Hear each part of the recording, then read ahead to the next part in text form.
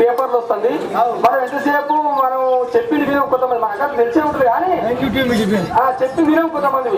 ఇలాగ పరిస్థితి మొత్తం అవుతుంది. అన్నం పెడతారు, గిన్నెలో పెడతారు, కలిపి పెడతారు, నోట్లో కూడా పెడతారు, నల్లగైతే పెట్టాడు తిరుగుతాం కదా. కాబట్టి అవి ఆలోచన చేసుకోవాలి. రానున్న రోజులు గడ్డు రోజులు కాబట్టి మనం తెలివిగా ఆలోచన చేస్తేనే మనం పైసలు జమ చేసుకోగలుగుతాం. ముసలాన్ని అయితే 4 పైసలు నా దగ్గర ఉంటేనే వాళ్ళని నాకు పెట్టారు కొడుకులు, లేకపోతే దగ్గర కూడా రాని పరిస్థితి ఏర్పడతాయి. కాకపోతే ఇప్పటికే కొంతమందికి అర్థమవుతుండొచ్చు. జీవితంలో ఇప్పుడైతే గుర్తుపెట్టుకొని 4 పైసలు సంపాదించుకుంటేనే కొడుకు కానీ బిడ్డ కానీ దగ్గర రానిచ్చే పరిస్థితి ఉన్నది. ఇది మాత్రం వాస్తవం. చూస్తున్నాం కాబట్టి బ్యాంకులలో జమ చేసుకోవాలి. భద్రంగా ఏటీఎంల ద్వారా తీసుకోవచ్చు. మన సొమ్ము మనం భద్రంగా తీసుకోవచ్చు. ఎవరికి ఇచ్చినా ఎవరి టైంకి మనకు రావు. ఇచ్చేటప్పుడు ఉన్న మాట తీసుకునేటప్పుడు ఉండదు. అది దీనిలో ఇంకో బీమా ఇందాక సార్ మాట్లాడుతూ చెప్పాడు, బీమా పథకం అని. సురక్ష బీమా యోజన పథకం రా తెలుసా? సురక్ష బీమా యోజన పథకం సారి చెప్పాడు. సార్ చెప్పింది ఏంటంటే 331 ఒకటి, 12 రూపాయలు ఒకటి అని చెప్పి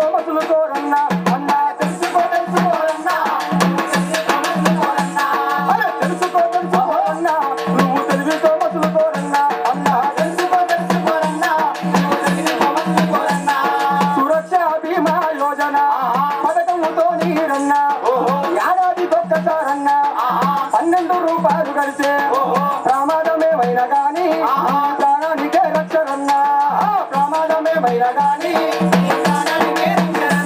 నీ జీవితానికి ధీమా, ఈ ధీమలోడన్న జీవితానికి ధీమా, నీ జీవితానికి ధీమా, ఈ ధీమలోడన్న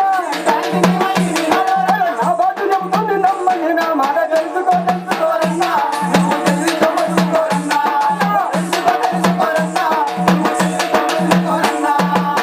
అలా ఏడాదికి 12 రూపాయలు కట్టాలట.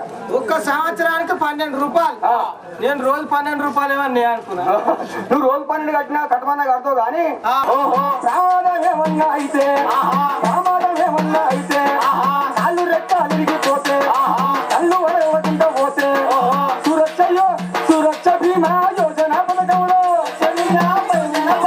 సురక్ష బీమా యోజన పథకంలో 2 లక్షలు నీ ఇంటికి వచ్చిస్తారు. తెలుసుకోరన్నా, నువ్వు తెలుసుకోరన్నా,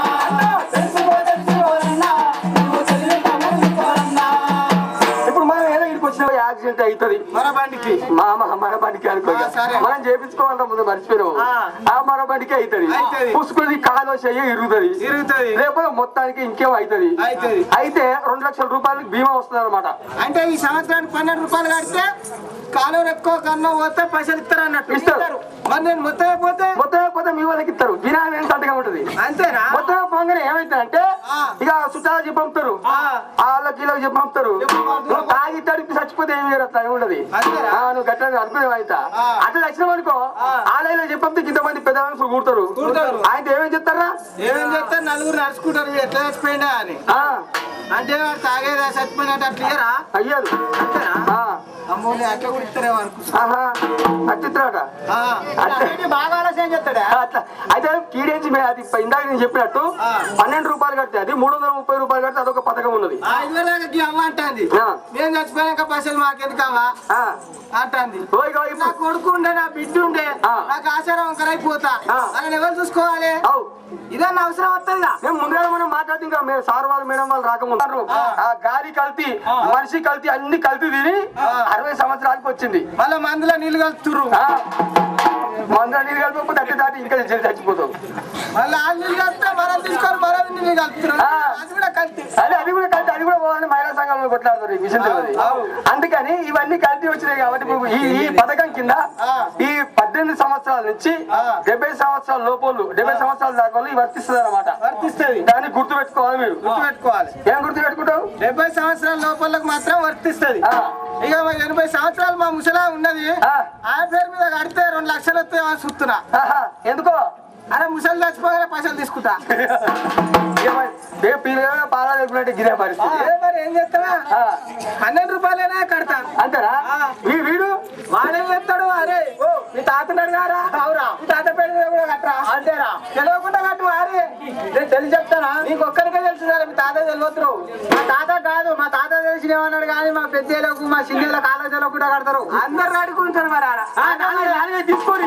తీసుకొని విషయాన్ని పక్కదారి పెట్టిస్తుంది ప్రయత్నం చేయరు. నేను కొత్తగా అడిట్ అవుతుంది కదా. అందుకని డబ్బులు పొదుపు దీపం ఉన్నప్పుడు ఇల్లు చక్క పెట్టుకోవాలి. వరద రాకముందుకే కట్టేసుకున్నట్టు మరి దీపం ఉన్నప్పుడే ఇల్లు చక్క పెట్టుకున్నట్టు మరి ఏం చేయాలంటే ఉన్నప్పుడే డబ్బులు సంపాదించుకో. కాళ్ళ దగ్గర మంచిగా ఉన్నప్పుడే. మంచిగా లేకపోతే ఇట్లా ముసలిదారా కొత్తదా ఆమె నీ దగ్గర 10 రూపాయలు ఉంటేనే బెల్లం ఉన్న కాడికి ఈగలు ఆలుతాయి. లేకపోతే ఈగలు బెల్లం ఉన్న కాడికే పోతాయి. ఇవాళ రేపు పరిస్థితి ఏంటంటే హైదరాబాద్ మొకానా పిల్లలు చదువుకున్న కూడా చదువుకున్న ఏం చెప్తారంటే తల్లిదండ్రులు సంపాదించుకుంటారు, పిల్లలు సంపాదించుకుంటారు. వీళ్ళకే వాళ్ళకే డబ్బు ఉంటేనే మని ఉంటేనే మనుగడ. డబ్బు ఉంటే సుబ్బిగాడినే సుబ్బరావు గారు అంటారు. అబ్బో అప్సరసను పొగిడేస్తారు. అబ్బో అసలు ఉండాలి మరి దేనికైనా. అది అందుకని నాబార్డు సంస్థ వాళ్ళు, మిత్ర ఫౌండేషన్ వాళ్ళు ఈ ప్రాంతంలో మరి పనిచేస్తా ఉన్నారు కాబట్టి ఆర్థిక అక్షరాస్యత, ఈ అక్షరాస్యత అనగానే గత నల్గొండ జిల్లాలో కొండల్లో కోయిల పాటలు వాడాలి, పల్లెల్లో అక్షర దీపం వెలగాలి. దాదాపు అందరూ సంతకాలు పెట్టి నేర్చుకోరు. ఎందుకంటే ఆ పైసల కోసం మనం పెట్టుకుని నేర్చుకోరు. కొంతమంది మహిళా సంఘం వాళ్ళు చదువు రాదు పైసలు ఇవ్వగానే నేర్చుకుని మొత్తం మీద నేర్చుకురా. ఏం చేసినా మొత్తం మీద నేర్చుకో. సంతకం కాదు, చదువు కూడా నేర్చుకోవాలి. మహిళా సంఘాలలో మహిళల కోసం కూడా ఆలోచన చేయాలి. అవునే కదా? ఎంతసేపు డబ్బుల కోసమే దీనికోసమే కాదు, సామాజికంగా కూడా ఆలోచన చేయాలి. అవును. అందుకని నాబార్డు సంస్థ ఏం చెప్తుందంటే ఆర్థిక అక్షరాస్యతను సాధించగా మనమంతా నాబార్డు దారిలోనే సాగుదాము మనమంతా, సాగుదాము మనమంతా. ఆర్థిక అక్షరాస్యతను సాధించగా మనమంతా నాబార్డు దారిలోనే సాగుదాము మనమంతా, సాగుదాము మనమంతా. ఆర్థికంగా మనం ఉన్నప్పుడే నలుగురిలో నా విలువ ఉంటుంది, నలుగురిలో నా విలువ ఉంటుంది, నలుగురిలో నా విలువ ఉంటుంది. ఆర్థికంగా మనం ఉన్నప్పుడే నలుగురిలో నా విలువ ఉంటుంది, నలుగురిలో నా విలువ ఉంటుంది, నలుగురిలో నా విలువ ఉంటుంది. ఎంతో కొంత ఎను చేసుకొని మన బ్యాంకుల్లో జమ చేద్దాము. ఆర్థిక అక్షరాస్యతను సాధించగా మనమంతా నాబార్డు దారిలోనే సాగుదాము మనమంతా, సాగుదాము మనమంతా. ఇందాక నువ్వు అన్నావు కదా సుటాను తాగుడు చూద్దాం వ్యభిచారం, బీడీ సిగరెట్ కుట్టు తాగుడు చూద్దాం వ్యభిచారం, తాగుడు చూద్దాం వ్యభిచారం, తాగుడు చూద్దాం వ్యభిచారం. ఈ వ్యసనాలకు చోటే లేని వ్యవస్థనే తీర్చిదిద్దుదాం. మనమంతా నాబార్డు దారిలోనే సాగుదాము మనమంతా, సాగుదాము మనమంతా. మారుతున్న సామాజిక స్థితికి మంచికి మార్పుకు మన మనుగడకై, మారుతున్న సామాజిక స్థితికి మంచికి మార్పుకు మన మనుగడకై, మసులుతోని మనం మారుదాం, మన బ్రతుకులను తీర్చిదిద్దుతాం. ఆర్థిక అక్షరాస్యతను సాధించగా మనమంతా నాబార్డు దారిలోన సాగుదాము మనమంతా, సాగుదాము మనమంతా, సాగుదాము మనమంతా, సాగుదాము మనమంతా, సాగుదాము మనమంతా, సాగుదాము మనమంతా. చప్పట్లు కొట్టరా. అడిగంది అబ్బాయిని పోగొట్టట. మనం వచ్చి ఆ 0 బ్యాలెన్స్ అకౌంట్ ఉన్నది, 12 రూపాయలకి పథకం ఉన్నది అని పిలిచి చెప్తేనే మీరు చేసుకుంటారు కదా. అడగండి అబ్బాయిని పోగొడతా. అడిగి చప్పట్లు కొట్టించుకోవాలి. తప్పేమైతుంది? ఇంకొండొచ్చు మీరు అనుకోవచ్చు. ఇంకా ఉన్నది చాలా ఉంది. సార్ వాళ్ళు మాట్లాడిన తర్వాత మళ్ళీ ఉన్నది కొంచెం దమ్మొచ్చినట్టు అనిపిస్తుంది. జరంతసేపు రెస్ట్ తీసుకొని వస్తాం. మహిళా సంఘాల గురించి రామారావు వచ్చినాకనే మాకు మహిళా సంఘాలు కట్టించారు. మాకు చెరువులు వచ్చినాయి, బ్యాంకు కాడికి పోతున్నాం, పోలీస్ స్టేషన్ పోతున్నాం, ప్రతి ఒక్క దానికి పోతున్నాం. మహిళలము రామారావు వచ్చిన వచ్చినాక మాకు జనాలకు తెలివి వచ్చింది. చంద్రబాబు వచ్చినాక ఆయన చెలువు కూడా మాకు జనాలకు చెరువులు వచ్చినాయి.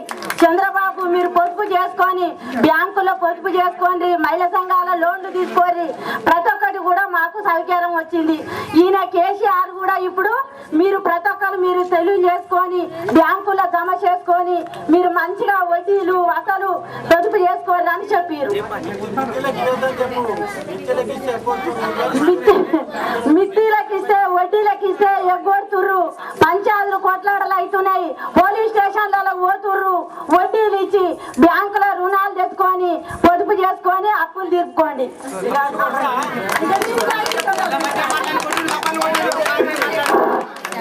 ఇగో మీలో ఉన్న సభ్యురాలు ఈ కార్యక్రమం చూసి ఆమెకు ఆనందం అనిపించింది. మంచిగా చెప్పింది. ఆమెకు వందనాలు మనందరి తరపున, ఆమెకు నమస్కారాలు. రైట్. ఇప్పుడు మనందరం కొంత అవగాహనకు వచ్చిందని నేను భావిస్తున్నా. ఎందుకంటే డబ్బులను పొదుపు చేయాలి, బీమా చేసుకోవాలి, బీమాగా ఉండాలి. ముందు తరాల వారికి మనం ఒక మంచి సలహా ఇచ్చే విధంగా మనం ఉండాలి. అంటే సలహా ఇచ్చే విధంగా ఉండాలంటే ఆర్థికంగా మనం బలవంతంగా ఉంటేనే మనం గౌరవిస్తారు. మన దగ్గరికి నలుగురు వచ్చి ఈ పని ఎట్లా చేయాలి, ఆ పని ఎట్లా చేయాలని మనం అడుగుతారు. మనమే బికారిగా ఉంటే మన సమాజంలో మనం ఎవరు గుర్తించరు, మనకు ఉన్నటువంటి విలువలను కూడా తగ్గిస్తారు. కాబట్టి ఈ కార్యక్రమంలో ఇంకా చాలా విషయాలు మహిళల గురించి కూడా మన కళాకారులను ఒక పాట పాడమని చెప్తే కొంచెం ఒక మన కార్యక్రమంలో ఇప్పుడు మన విఆర్ఓ గారు మాట్లాడడం జరిగింది, ఎంపీటీసీ గారు మాట్లాడడం జరిగింది. మన గ్రామ ప్రథమ పౌరులు ఈ కార్యక్రమానికి సహాయ సహకారాలు అందించినటువంటి వెంకట రాజిరెడ్డి గారిని గౌరవంగా వారిని మాట్లాడాల్సిందిగా ఆహ్వానిస్తున్నాం. ముఖ్యంగా పల్లివాడ గ్రామ ప్రజలకు నా యొక్క నమస్కారాలు. ఈరోజు మన కార్యక్రమానికి నల్గొండ నుంచి నాబార్డ్ నుంచి ఏజీఎం గారు విచ్చేసినందుకు వారికి మా గ్రామం తరఫున ప్రత్యేక ధన్యవాదాలు తెలుపుతున్నాం. అదేవిధంగా మన ఎంపీటీసీ గారికి వారికి కూడా ప్రత్యేక ధన్యవాదాలు తెలుపుతూ, మరియు మన ఆంధ్ర బ్యాంక్ ఆర్థిక సౌజన్యంతో పల్లివాడ మీద ప్రేమతో గత 2-3 సంవత్సరాల క్రితమే ఆంధ్ర బ్యాంక్ వారు వాటర్ ప్లాంట్ కూడా మన మేలు కోరి ఈ గ్రామంలో పెట్టడం జరిగింది. వారికి ఆంధ్ర బ్యాంక్ మేనేజర్ గారికి వారికి కూడా ప్రత్యేక ధన్యవాదాలు తెలుపుతున్నాం. మరియు మిత్ర ఫౌండేషన్ వారికి, ఎందుకంటే ఇది మిత్ర ఫౌండేషన్ తోని నాబార్డ్ ప్రోగ్రాం పెట్టుకోవడం ఇది రెండోసారి, వారికి కూడా మా యొక్క ప్రత్యేక ధన్యవాదాలు మా గ్రామం తరఫున. ఈరోజు ఈ కార్యక్రమం ఇక్కడ పెట్టుకోవడానికి ఒక ముఖ్య వ్యక్తి అంటే మన గ్రామానికి చెందినవాడు భీమలింగానికి కూడా నా యొక్క ధన్యవాదాలు తెలుపుతున్నాను. ఎందుకంటే భీమలింగం చొరవ తీసుకోకపోతే ఈరోజు ఈ కార్యక్రమం ఇక్కడ జరిగేది కాదు. మీరందరూ గమనించాలి. కళ్యాణ్ భీమలింగాన్ని కూడా ఏదో ఒకటి గ్రామానికి చేయాలనే తపన ఉన్నది.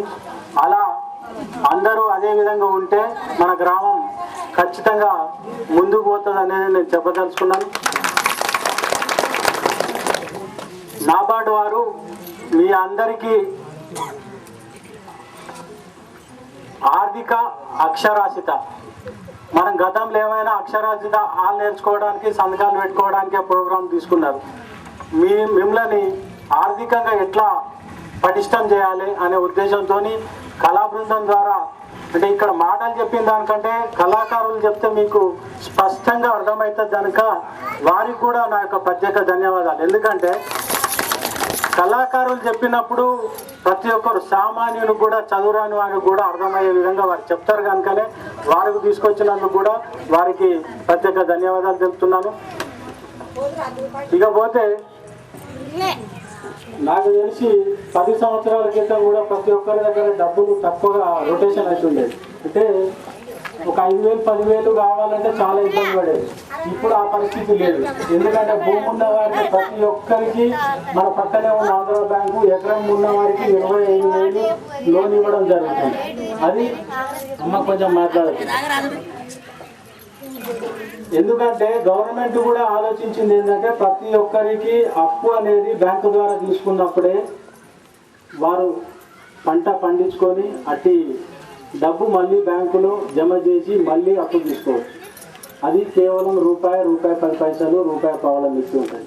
అదే బయట నుంచి తెచ్చుకుంటే 4 రూపాయలు 5 రూపాయలు చక్ర వడ్డీలు కడతారు. మనం ఈ కళా బృందం అయినా నాబార్డు అయినా చెప్పదలుచుకుంది ఒకటే, డబ్బుని పొదుపుగా వాడుకొని కావలసిన రూపంలో అనవసరమైన ఖర్చు పెట్టొద్దనే మీకు తెలియజేయడానికి ఈ బృందం ఇక్కడికి వచ్చింది. దయచేసి మీరు ఎవరైనా సాయంత్రం పూట కళ్ళు తాగడం, నేను గత చాలా మీటింగ్లో చెప్పిన, మందు తాగడం ఇంకేదో వృధా ఖర్చు పెట్టొద్దని మీకు చేతులెత్తి నమస్కరిస్తున్నాను దయచేసి. ఎందుకంటే ఆ డబ్బు దుర్వినియోగం